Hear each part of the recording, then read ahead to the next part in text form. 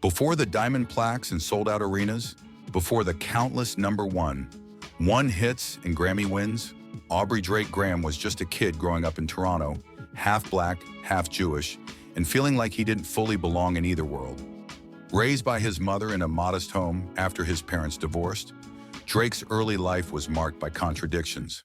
He was soft-spoken, introspective, but also hungry for recognition. At 15, he landed a role on the Canadian teen drama Degrassi, The Next Generation, playing a wheelchair-bound basketball player. It gave him exposure, but also stigma. Many in the hip-hop community later questioned whether a former TV star could ever be taken seriously as a rapper. Drake knew the odds, but he also knew something they didn't. He was writing his own story, one bar at a time. While others were chasing the streets, Drake was studying music like it was scripture. He soaked up everything from Kanye West's innovation to Jay-Z's lyricism to Aaliyah's emotional honesty. He was quiet, observant, calculating. And when he finally spoke, when he finally rapped, it was with a voice that blended melody and vulnerability in a way hip-hop hadn't heard before. Drake didn't kick the door open with bravado. He crept in with So Far Gone, a moody, atmospheric mixtape that broke the rules of what hip-hop could sound like. It was filled with heartbreak, doubt, ambition, and melodic confidence. The underground buzz was so strong it forced the mainstream to listen. From there, the hits never stopped. Thank Me Later, Take Care, Nothing Was the Same. Each album built on the last, balancing raw confessionals with club-ready anthems. Drake wasn't just making music, he was shaping culture. He sang about fame, loneliness, women, loyalty, betrayal. He made introspection cool. And as the streaming era exploded, he became its undisputed king.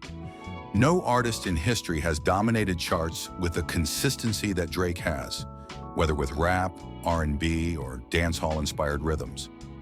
But success came with shadows, the pressure to constantly evolve, the scrutiny of the public eye, and the whispers that he was too soft or not authentic enough. And yet, Drake never flinched. Instead, he leaned into his image, turning every doubt into a hook, every criticism into a flex. Drake's career has always walked the line between artist and tactician. His beef with Meek Mill showed the world he could outwit and outrhyme even the most aggressive opponents. His strategic moves with features, cosigns, and trends turned him into a cultural chameleon, always adapting, always winning. And then came the recent clash with Kendrick Lamar. It wasn't the first time the two had exchanged subliminal shots, but in 2024, things escalated. Kendrick, known for his surgical lyricism and unapologetic messages, fired off a series of tracks aimed at Drake's authenticity and legacy. Drake, ever the calculated counterpuncher, responded with his own verses, sparking a lyrical war that divided the internet. Who won? Depends who you ask. Some say Kendrick hit harder. Others argue Drake's dominance and longevity speak louder than a diss track ever could. But beyond the headlines, what stood out most was this.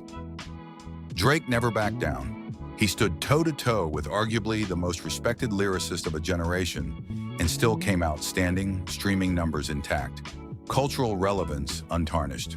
The battle didn't end Drake's reign. If anything, it added a new layer to his legacy.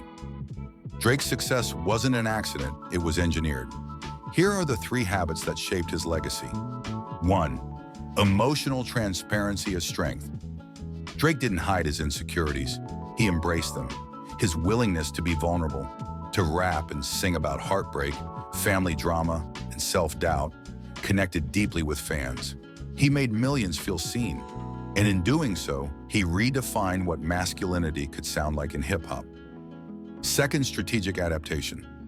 Few artists adapt as quickly or as successfully as Drake. Whether it was jumping on UK grime beats, Afrobeat rhythms, Latin collaborations, or trap anthems, Drake made each sound his own. He's a master of evolution, always staying ahead of the curve without losing his identity. Third, relentless work ethic. Drake is always working, always crafting, always perfecting. He doesn't disappear for years between albums. Instead, he floods the market. Mixtapes, singles, collaborations, surprise drops. His consistency is staggering, and it's why he remains at the top year after year. What drives Drake? It's not just fame, money, or even legacy. It's control. The desire to steer the narrative, to never be boxed in, to be respected on his own terms. Drake's inner spark is his deep understanding of perception and storytelling. He doesn't just write lyrics, he curates moods, emotions, and personas. He can be the introspective loner, the chart-topping playboy, the loyal son, or the cultural tastemaker, all in the same album. This duality is his power, the ability to shift, to mold, to master every version of himself without ever losing the core of who he is. Drake may be the most streamed artist in the world.